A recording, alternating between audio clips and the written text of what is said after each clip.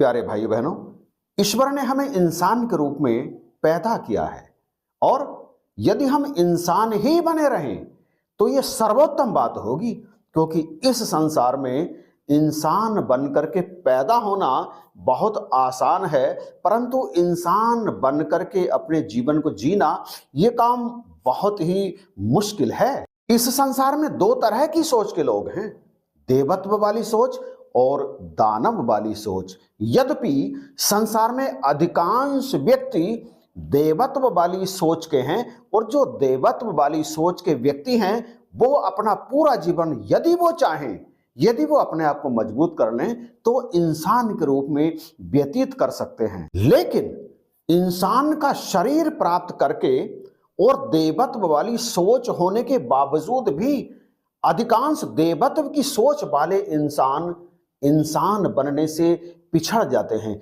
इसके पीछे कई कारण होते हैं, जैसे उनका अपने मन पर नियंत्रण ना होना, गलत चीजों की तरफ जल्दी से आकर्षित हो जाना, उनके घर का वातावरण, उनकी मित्र मंडली, उनका कार्य स्थल और उनका अपनी सोच पर काबू ना होना। इस तरह के और भी बहुत सारे कारण हैं जो इंसान को इंसान नहीं रहने देते, वो उसे दानवीय सोच की तरफ लेकर के चले जाते हैं। इस संसार में कई ऐसे लोग होते हैं जो सौभाग्यशाली होते हुए भी अपने आप को दुर्भाग्यशाली बना लेते हैं। उनके घर का वातावरण तो पूरी तरह से आस्तिक होता है, देवत्व के अनुकूल होता है, परंतु उनकी मित्र मंडली उनको लेकर के चली जाती है दानवी प्रवृत्ति की ओर। यदि उनका मन उनके कंट्रोल में होगा, अर्थात यदि वो गलत चीजों को इग्नोर करेंगे, उनसे अपने आप को परे रखेंगे, तो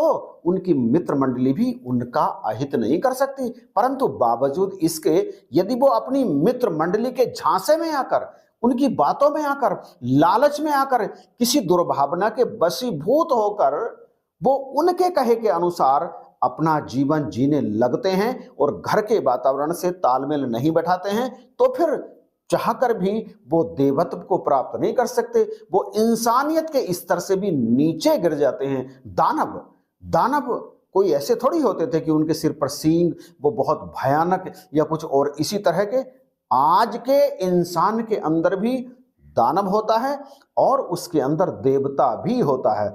मनुष्य यदि चाहे तो अपने देवत्व को जागृत करके इंसानियत से भी ऊपर उठ सकता है, और वो यदि चाहे तो अपने देवत्व को कुचल करके, दानवी कृत्य करके अपने आप को नीचे, बहुत नीचे ले जा सकता है। तमाम उदाहरण हमारे सामने हैं। हमारे इसी सभ्य समाज में वे लोग मौजूद हैं जो बच्चों से दुराचार करके उन्हें कठोर यातनाएं देकर अंततः उनका कत्ल कर देते हैं। हमारे इसी सभ्य समाज में वे लोग भी मौजूद हैं जो दहेज के नाम पर बहु बेटियों के साथ में बहुत अन्याय करते हैं, उन्हें प्रताड़ित करते हैं, जला देते हैं या किसी भी तरह से उनका कत्ल कर देते हैं। हमारे इसी समाज में वे लोग हैं जो भ्रूण हत्या करते हैं, बच्चियों को इस संसार में आने से पहले ही नष्ट कर देते हैं। हमारे इसी सभ्य समाज में वे लोग मौजूद हैं जो जबरदस्ती दूसरों की जमीनों पर कब्जा कर लेते हैं,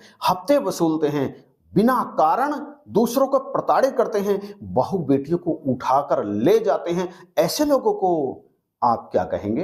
है तो शरीर इंसान का ही, परंतु उनकी सोच दानवीय है। ना वे धर्म को मानते हैं, ना ईश्वर को मानते हैं। ऐसे लोग अपना वर्चस्व स्थापित करने के लिए कुछ भी करते हैं।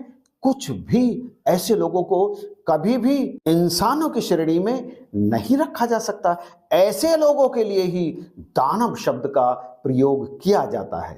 प्यारे भाइयों बहनों, मैं तो इसे अपना परम सौभाग्य मानता हूं कि मैंने ऐसे परिवार में जन्म लिया जहां सबकी प्रवृत्ति आस्तिक है, सब परमात्मा में यकीन रखते हैं, और इस बात पर भी मुझे गर्व है कि मैंने ऐसे धर्म में जन्म लिया जिसका आदर्श वाक्य ही वसुधैव कुटुंबकम है, जो सारे संसार को एक कुटुंब ही मानता है। और इससे ऊपर मैंने ऐसे गुरु की शरण में अपने आप को समर्पित किया जिनका कहना ही यह है कि मखलूक सारी है, कुनबा खुदा का कोई जात पात नहीं, हर व्यक्ति परमात्मा का ही बालक है, परमात्मा की ही संतान है और जितने भी धर्म हैं वो सारे के सारे एक ही प्रभु परमेश्वर की आराधना करने का आदेश देते हैं और हर व्यक्ति को रंग भेद से अलग हट करके, जाति प्रथाओं से अलग हट करके केवल और केवल दूसरे के अंदर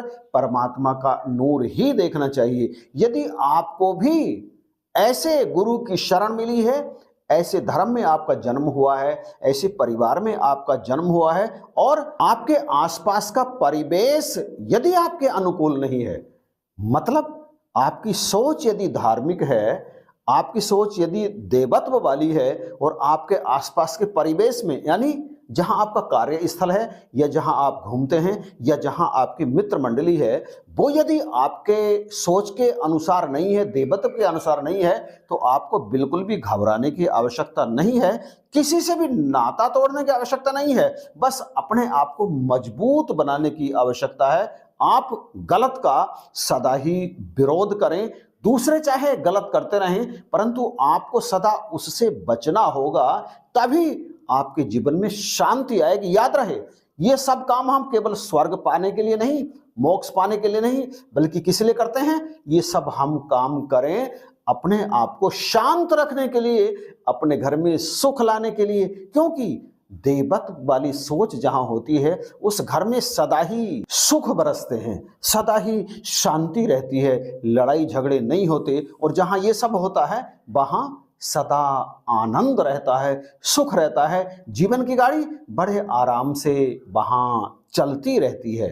आप अपने देवत्व वाली सोच को सदा विकसित करते रहिएगा, क्योंकि जो दानवी सोच है ना, वो आज नहीं तो कल, कल नहीं तो परसों, कुल मिलाकर उसकी उम्र बहुत कम होती है। चाहे हिरण्यकश्यप हो, चाहे रावण हो, चाहे कंस हो, चाहे दुर्योधन हो, चाहे आज के युग में चाहे विकास दुबे जैसा गैंगस्टर हो अथवा अतीक अहमद जैसा अथवा कोई और, सबकी उम्र बहुत सीमित होती है। साम्राज्य पाप का बहुत तेजी से बढ़ता है, परंतु उतनी ही तेजी से उसका अंत भी होता है। देवत्व भले ही धीमी गति से विकसित हो, परंतु उसकी सोच, उसकी उम्र बहुत बड़ी होती है, बहुत लंबी होती है। और हमें ये जो कीमती मनुष्य शरीर मिला है, तो इस मनुष्य शरीर में जो दोनों प्रकार की सोच हैं, उन दोनों सोच में हमें किस सोच को रखना है? हमें देवत्व वाली सोच को रखना है, क्योंकि जो दूसरों को सुख पहुंचाता है उसे भी सुख मिलता है, जो दूसरों को दुख देता है अंततः उसे भी दुख का सामना करना पड़ता है। उसकी मौत नाटकीय तरीके से भी हो सकती है और बहुत दुर्भाग्यपूर्ण भी हो सकती है, परंतु बाद में उसका जो परिवार रह जाता है उसकी बहुत दुर्गति होती है। दुर्गति का अर्थ यह ही नहीं कि वे कष्ट भोगे, दुर्गति का अर्थ यह भी है कि समाज उन्हें घृणा की दृष्टि से देखता है। वो भले ही अपने आप को कितना ही बड़ा तुर्रम खां समझते रहें, परंतु समाज की नजर में उनकी इज्जत दो कौड़ी की होती है। समाज उन्हें दुत्कारता है और फिर उनकी भी दुर्गति होती है।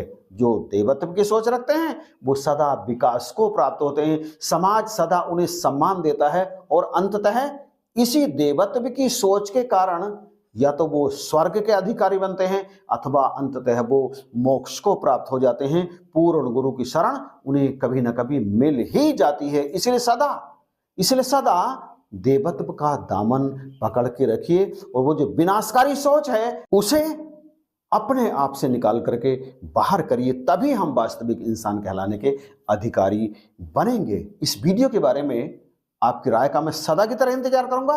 प्लीज कमेंट करके बताइएगा जरूर कि आपको ये वीडियो कैसा लगा। इसे शेयर भी कर दीजिएगा और चैनल पर यदि नए हैं तो इसे सब्सक्राइब करना बिल्कुल भी मत भूलिएगा, अभी सब्सक्राइब कर लीजिएगा। इन्हीं शब्दों के साथ आप सभी को जय हिंद, नमस्कार और प्यार भरी धन्यवाद।